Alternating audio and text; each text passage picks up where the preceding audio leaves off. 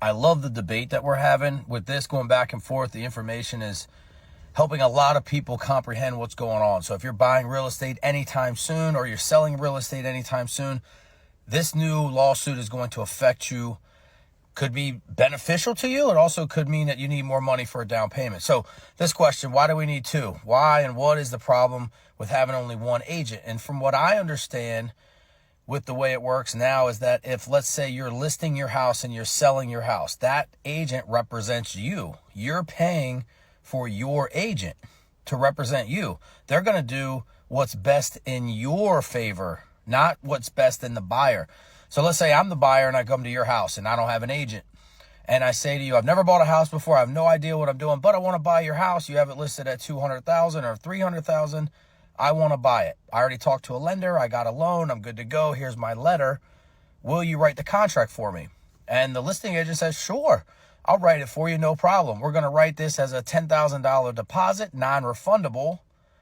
And we're not going to do any contingencies. We're not going to do an appraisal contingency. We're not going to do a home inspection. You don't need those. This house is in great shape.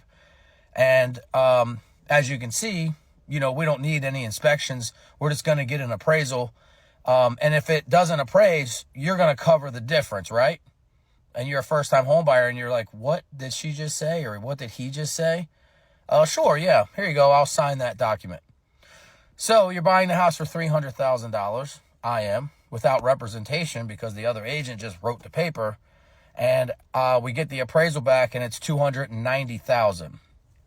Well, the lender requires you to pay the difference between the lower of the two.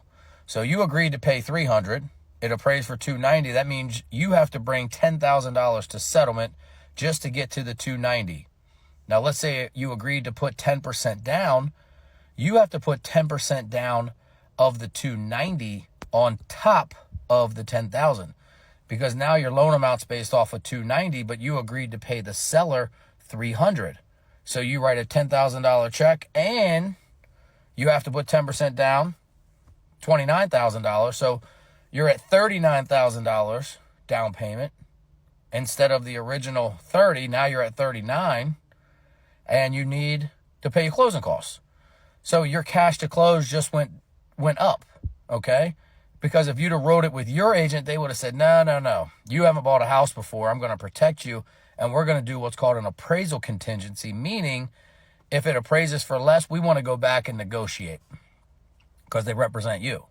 If you don't have an agent, you never bought a house, you're not going to know to do that. There's a lot of other things. There's many of these things that go on. And so then they say, well, you didn't get